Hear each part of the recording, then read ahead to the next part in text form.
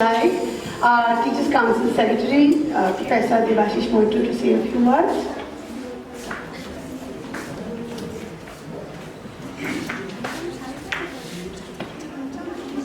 First of all, I want to extend my thanks to English Department for organizing this type of seminar. And the two speakers are here, Professor Sharbani Banerjee and Professor Shubhajit Sengupta. I think that by their erudite lecture regarding the Shakespeare, because I have no knowledge about Shakespeare, I am the student of commerce. So obviously, if I speak anything regarding Shakespeare, that will be turned to a din and parcel to you, not in a proper way rather. So for that reason, I think this seminar will be helpful to you, and by that you will increase your knowledge about Shakespeare by hearing these particular learned lectures of these learned speakers. So thank you all. Thank you, sir. I would just like to request Professor Devika Bose, our senior most teacher in the department, to say a few words of welcome, and then we'll go into the program schedule, which will include the talks, and before that we'll have a talk by Romitas.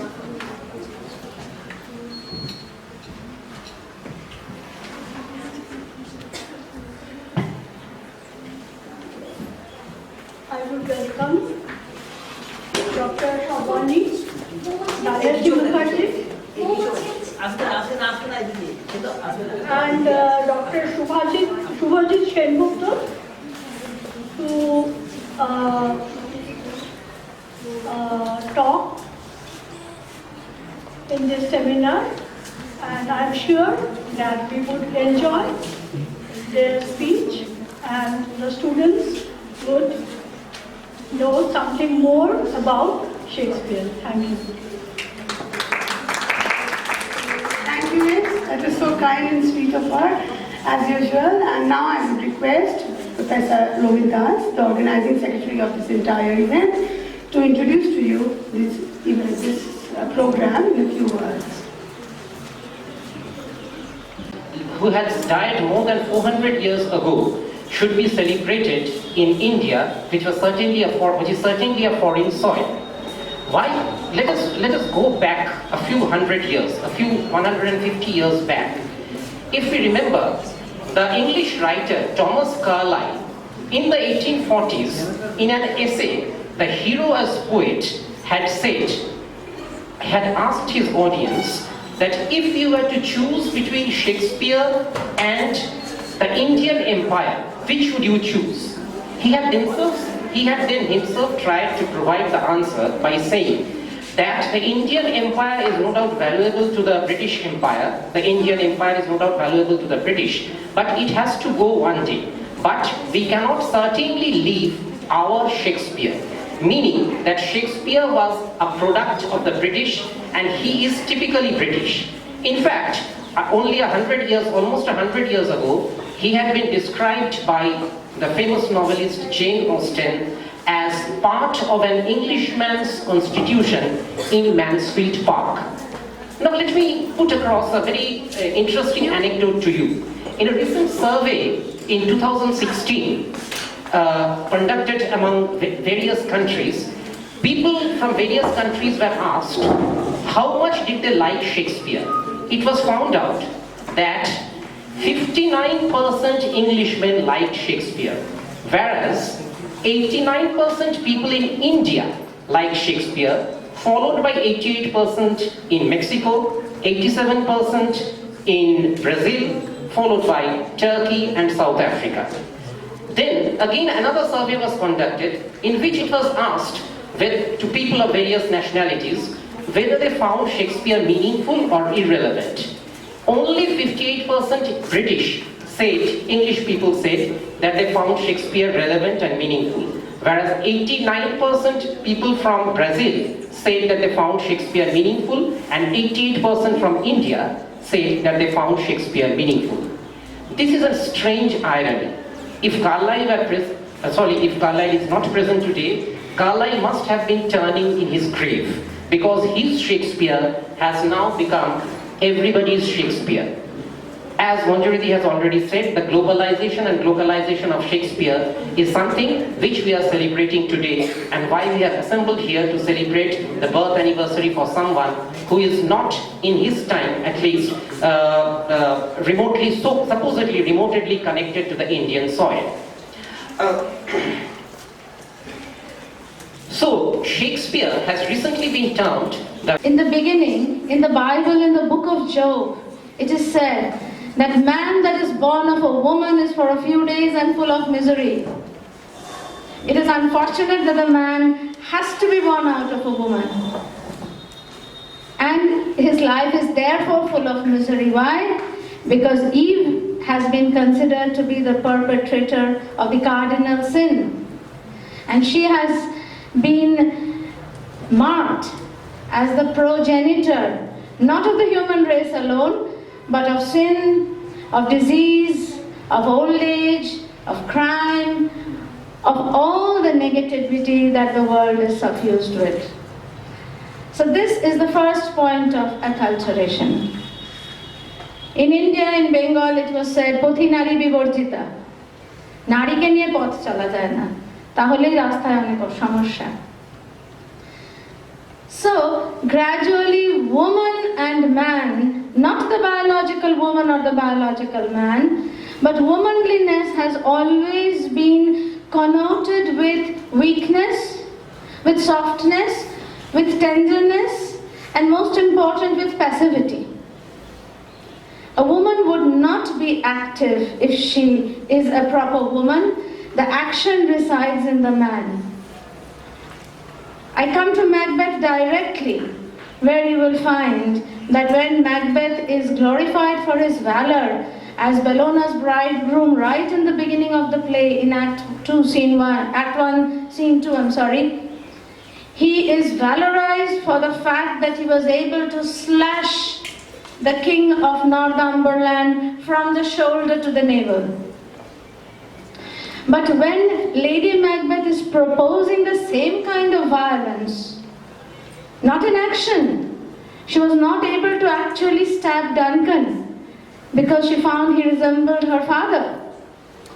But her violence of thought and her violence of words, by which she was igniting and inciting Macbeth, has been denigrated as aggression. Therefore, I believe, or critics believe, that gender is a codification, a kind of an acculturation by which we are subconsciously made to follow. And if you, I'm sure most of you have read various plays of Shakespeare in prose, in Lamb's Tales from Shakespeare and other such books, and you are acquainted with a number of stories, you will find that most of the female characters in Shakespeare who were required to take an active and aggressive role in the events of the play had to cross their gender boundaries. Whether it was by dressing as males, which was entirely necessary, we cannot blame poor old Shakespeare for that, because I'm sure Professor Sengupta will enlighten us about the drama later, that in those times women were not allowed to act on the stage. There were one or two, I forget the name, who began to act after the accession of Charles II, after the Restoration. And when she would go on her carriage through the streets of London, the people would be throwing rotten tomatoes and eggs at her, because she was stamped as a public woman, as a whore.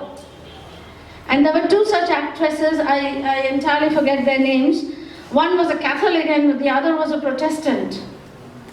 And when eggs were being thrown, the Protestant actress, she angrily opens the window, because England was then more Protestant than Catholic, She opens and screams at the people, "Stop you fools, I am the Protestant whore." So that was the condition. So Shakespeare had to make a way of introducing the female characters on his stage by setting up events in the heartless butcher, which she had not assessed correctly. And secondly, that throughout the events of the play, Lady Macbeth proves that she is more a woman than an aggressor. When she's talking about unsexing and unmilking, she is the woman. When she's going to stab Duncan, she feels that, oh, had he not resembled my father, I would have done it. She is then in the role of a daughter.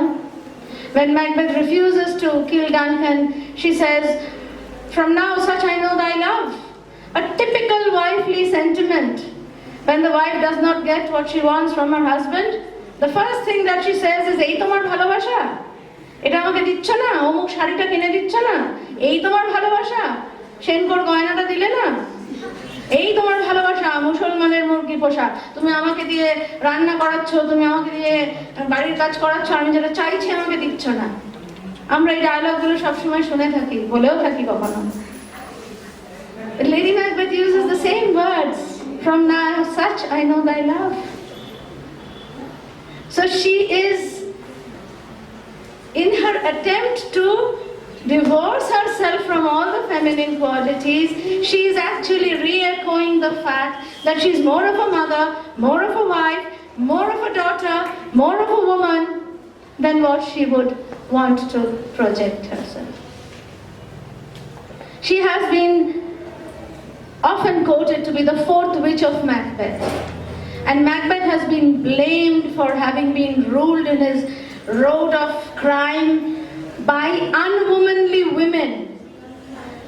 First are the three witches, whom, if you remember, when Banquo and Macbeth meet for the first time, they say, "What art thou? Art thou a woman? You are in woman's garbs, but you have beards in your chins." So, again, the dichotomy of gender. And here is his wife, who is a woman but is constantly pretending to be more masculine than she is actually born to be. But the pivotal action is the killing of Duncan.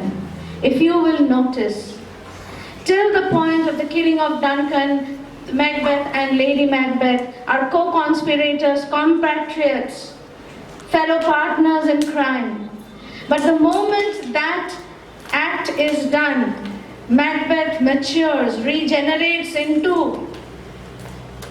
the butcher, while Lady Macbeth is shocked at the misconception that she held about her husband. Because Macbeth does not need any planning. Out of a gut instinct, he goes immediately in the presence of Banquo and Macduff and everybody, goes into Duncan's room and cold-bloodedly kills those two guards. And Lady Macbeth faints, she swoons. Not because she's trying to deflect attention from the crime that many critics say, but she swoons when she realizes her mistake. And it is from this moment that Macbeth matures more and more into the aggressor that he actually is. And Lady Macbeth is, receding back into the shadow until her madness and her death. So who is Lady Macbeth? Is she the fiendish queen that most of us like to believe? Or is she suffering from a gender bender? What is her condition at the end? What is her madness? Her sleepwalking scene, you all know. You will find entry of Lady Macbeth first of all in the stage is she's reading Macbeth's letter. And she's speaking to Macbeth in absentia. She's saying, "Oh, come, I will take out, you're too full of the milk of human kindness. I will do this and I will do that." She pretends to be the active part of the relationship. In the last appearance of Lady Macbeth on the stage, She is sleepwalking. In her sleepwalking, she is talking. I had brought that movie clip as well. She is talking. Who is she talking to? She is talking to my bed. She is in a time warp. In her mind, she's talking about those times. Come, my love, wash your hands. Come, my love, change your clothes. And then she says, I wish I could show you that. Late arrival, I was in my class, and afterwards, after the class, some of my students thronged me with some extra questions, and it is always very interesting to answer the students. And I won't say that I have answered all of them correctly, but I tried. And I think that that place was better, because there I was asked something about my subject, geology. Here I am bombarded with Shakespeare. Well, even I may not spell the spelling correctly now. It's okay. That was a joke we are meant to laugh. But still, what I would like to mention, without going into the subject, that the endeavor that is taken by this Department of English, and which is nothing new, not a first time endeavor here, I have found that over the years, this department has arranged, and they have intrigued the idea about knowing something more, something beyond the classroom over these interactive sessions, which is commendable. And the credit goes not only to the teachers, because usually the teachers arrange them, the credit goes to the students. Until or unless you have proved that you are interested, they wouldn't have arranged these. Okay? So, well, nothing about Shakespeare, but I have just witnessed to a very little portion of Madam's talk. Immediate surroundings, forget the hot weather, and take yourselves to the cool climes of England. Now, we are looking at the 1590s. By 1597, Shakespeare had already made himself famous. He was yet to write his best plays. The four great tragedies, The Tempest, Twelfth Night, Julius Caesar, these plays were yet to come. But the plays that he had written by 1597 were sufficient to earn praise from a person called Francis Mears, who published a book called Palladius Tamia, in which he said that Shakespeare was as great in England as the ancient classical poets of Rome had been. We all know that we are celebrating Shakespeare's birth anniversary.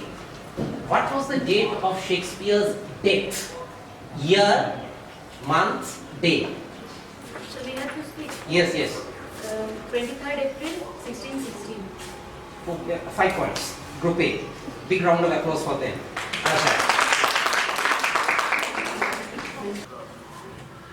Pass. C. C.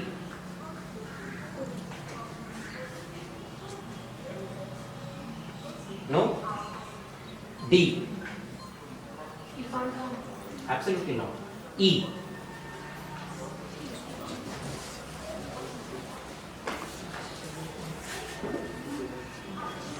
Anyone from the audience? So KK.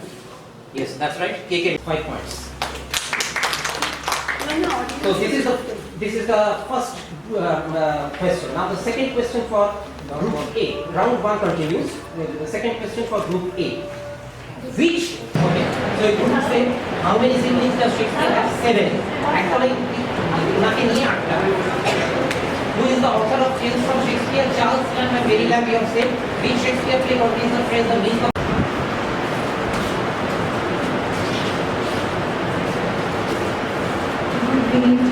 himself is those that cross the fatal entrance of Duncan under my battles. Come, you spirits that tend on mortal thoughts, unsex me here and fill me from the crown to the toe, tub full of direst cruelty.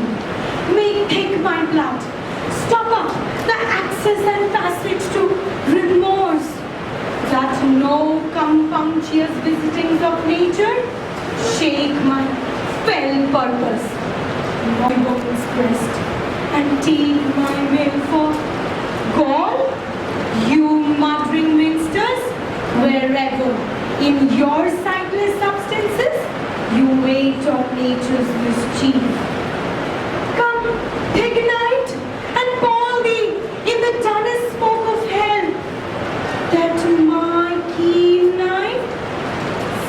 of the wound it makes, nor heaven peep through the blanket of the dark to cry, hold, hold.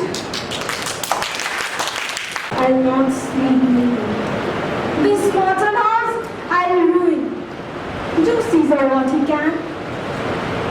No, sir, that I will not make pinion at your master's court, nor once be chastised with the sober eye of dull Octavia. Shall they hoist me up and show me to the shouting volunteers and jeering room? Rather, a ditch in Egypt be gentle grave unto me. Rather on Nilus' mud, lay me stark naked, and let the water price blow me into a torrent. Rather my country's high pyramids my gibbet, and hang me up in chains.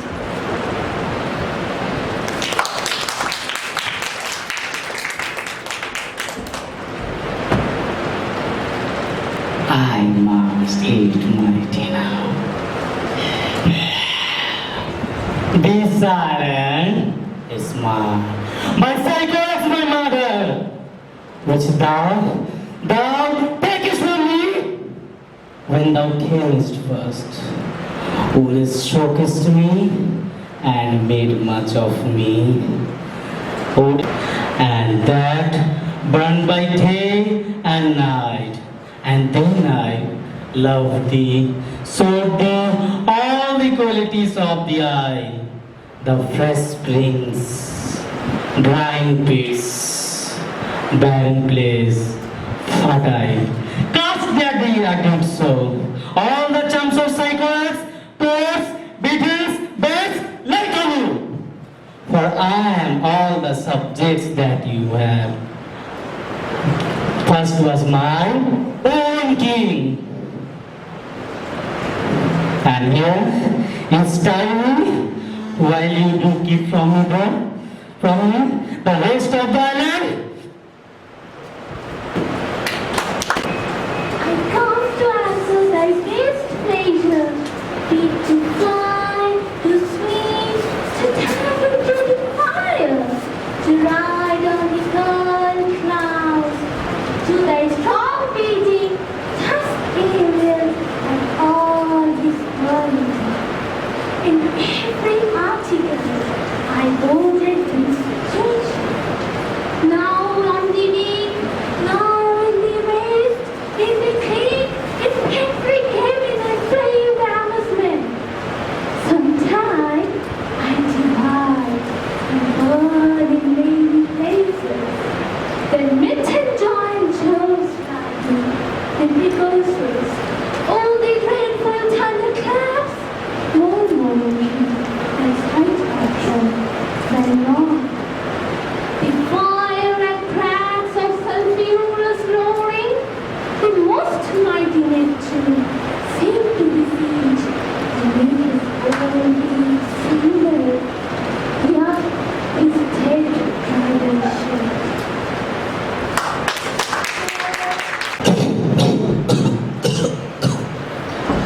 Thou my charms are overthrown, and what strength I have mine own, which is most faint. Now 'tis true, I must be here confined by you. A scent and nibbles at me not, since I have my dictum got, and pardon the deceiver. Dwell in this barren land by your spell, but release me with the help of your hands. Gentle breath of yours, my sails. Gentle breath of yours, my sails must feel, or else my project fails. And which was to please, now I want spirits to enforce, art to enchant, and My ending is despair, unless I be relieved by prayer,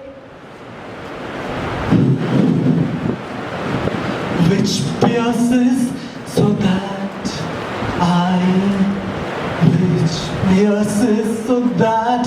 I may be free from all faults, and so you from crimes would pardoned be. Let your indulgence set me free.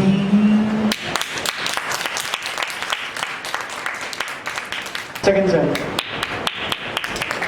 Gita Ghosh, 4th sem. Tanisha Bhandari, 2nd sem. Payal Das, 2nd sem. Mehek Behel, 4th sem. Suparna Acharya, 4th sem. Paulami Banerjee, 4th sem. Parthodas, second sem. Sigma Chidali, second sem. Lavani Roy, 2nd sem. Anush Ridas, third sem. Aniket Chandra, fourth sem. How quick and fresh art thou, that notwithstanding thy capacity, receiveth as the sea, what enters there.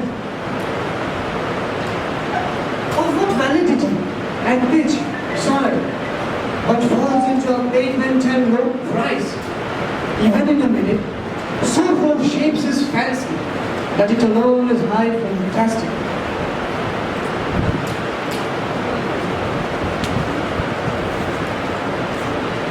If we shadows have and this vision did appear, if we have an honor here, we will have and dream resilient.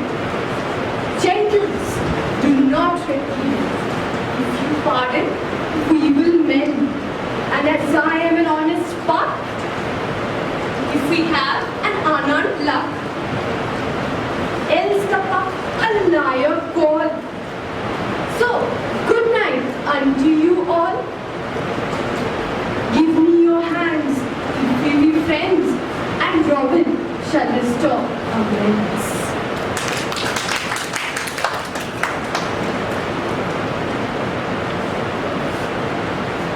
The quality of mercy is no strength. It droppeth as the gentle rain from heaven. 'Tis mightiest in the mightiest. It becomes the throned monarch better than his crown.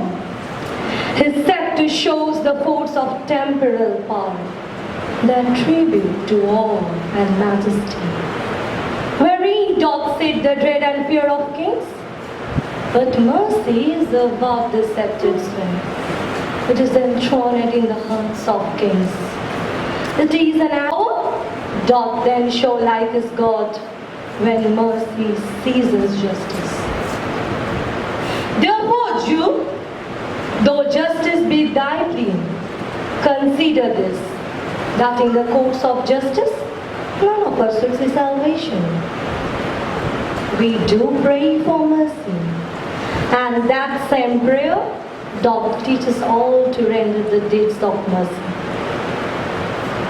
I spoke thus much to mitigate the justice of thy plea, which if thou follow, bred me, loved me, I return those duties as I right fit, obey you, love you, and most honor you. Why have my sisters husbands if they say they love you all?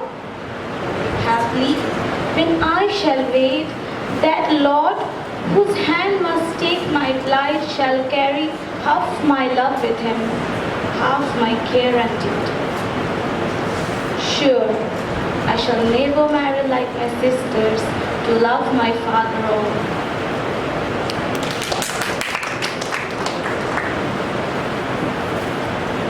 What a noble kindness here holds.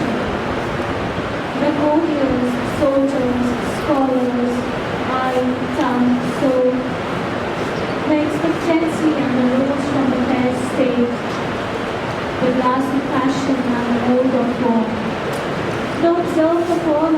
marvelous, grand, striking. And I, of ladies most disheveled and wretched, that sucked the honey from his music walls, my sweet and awful, and a most sovereign pleasing. Like sweet bells jangled out of tune and harsh, that unmatched form. Come!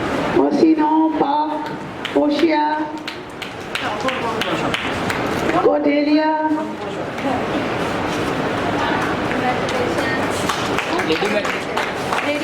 Lady Macbeth, no, Ophelia and Lady Macbeth, Cleopatra,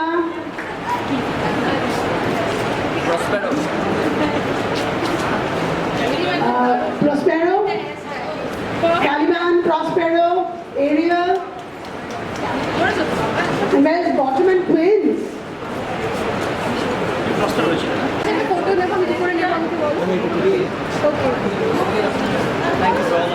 Pongona, Shreya, Devanjan the photographer. Please give him a big round of applause. He's been sitting since morning. The first time he has been in college so long. আর যারা ক্লাসে রয়ে গিয়েছে তাদেরটা কেউ collect করে নাও। Now we'll have a little bit of love and token.